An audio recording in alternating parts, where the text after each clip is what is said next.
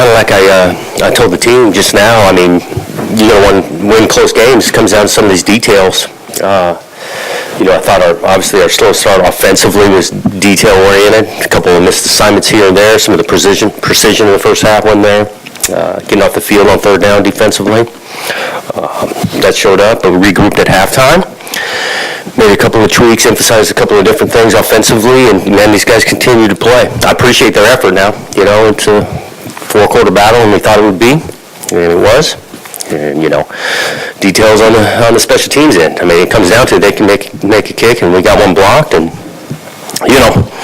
it's closer, but obviously not where we want to be. I do think we had some guys stand out and play really, really good football. I think we got a receiver that's as good as anybody. That guy just shows up all the time.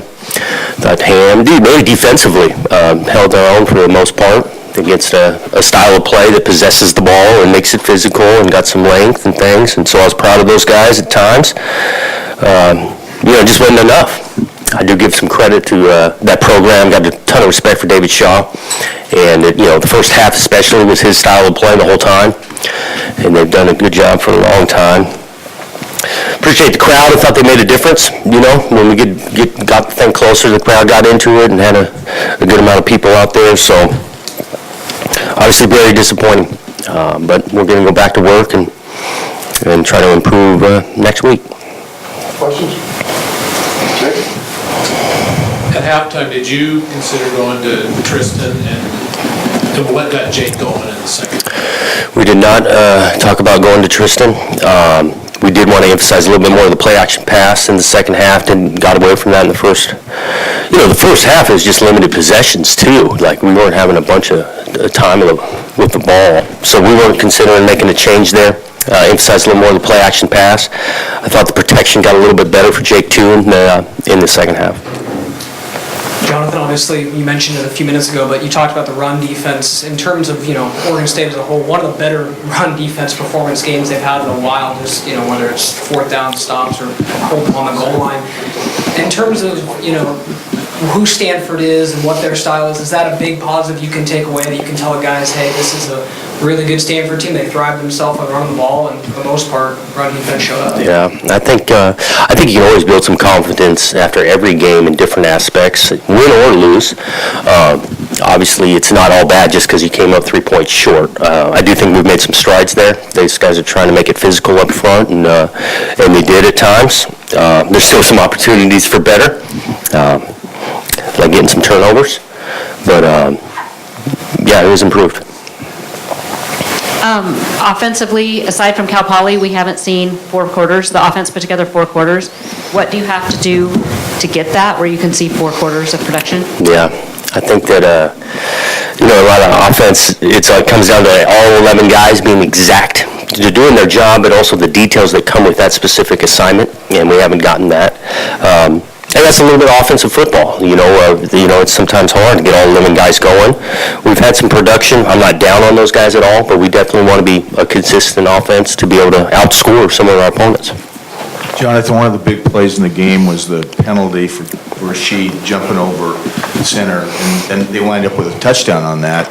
Do you think he knew the rule of that? Because it's not a play you see a lot. No, it's not, and I'm pretty confident he knows the rule. I got to see it on tape for exactly what happened. They described it to me that he really jumped on the back of another player, which you can't do. Now, if you're trying to split the gap or jump in between the gap, you can do that, but I got to see it on tape.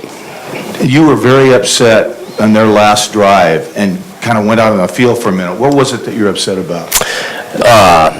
It looked like a holding call to me, and I was letting them know it. Did you consider going for 2 on the last touchdown? I did. We were having a conversation on it because they were reviewing AP's touchdown right there. But we had the crowd in it, and I thought we were playing pretty well defensively. There was still about 1:50 and whatnot. So I did consider it, but we felt how we were playing defensively with the crowd in it, wanted the extra period. You turned to AP a lot tonight. Is Jamar, was he just not ready to go? Jamar was, he's toughing it out and got himself ready to go in this game and had carried it a couple of times. It was not feeling right for him, and so that's where we leaned on AP. Oregon State hasn't won a home Pac-12 game since 2016. What do you say the crowd and the players to keep them fighting and going forward? Well, we've got opportunities moving forward. We've got more home games. We're not sitting there emphasizing last year, 2 years, whatever, 16 or whatnot. These guys are going to go back to work. I'm confident in that group that we'll continue to tighten it up and try to get over the hump.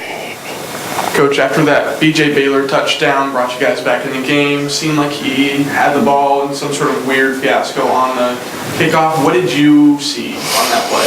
Yeah, I didn't see a whole lot. I mean, there's a lot of guys. I was watching the review, and it just didn't look like we got a great angle on it, and that's why they had the call stand.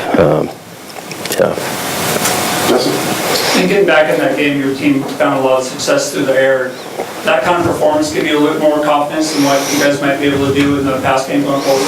Yeah, I think we're confident throwing it, and it wasn't just Hodge. It was nice to see a couple other guys make some catches and do some things. I thought Brian did a nice job in the second half of having some variety in our protection, whether it was free releasing everybody, play action pass, where we're with max blocking, and so we feel like we can throw it and run it. We just got to do it consistently for 60 minutes. Jonathan, you mentioned it a little bit, but just how much of a backbreaker was it after scoring that touchdown to see Stanford almost eat up all the field, taking that kick return back and kind of putting your defense in a really tough situation? Yeah, the kickoff return was a huge one to start. I mean, getting all the way to midfield like that, and then at the getting all the way down there, that's where we're starting to use the timeouts to just really keep our opportunity to have some time. But that's how it comes. These games are going to be close, and some of these details and crucial plays we got to make. You've mentioned details quite a bit the last several weeks.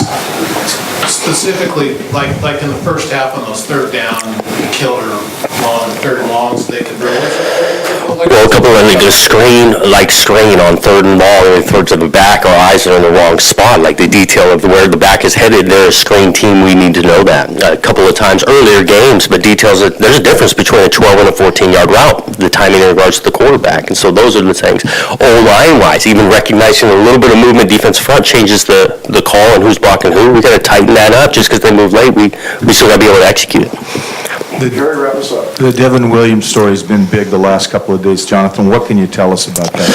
Just really focused on the guys that are here in this locker room and appreciate their effort finishing these games and moving forward with these guys that are in the locker room.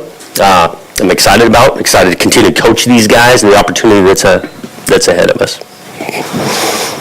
Okay.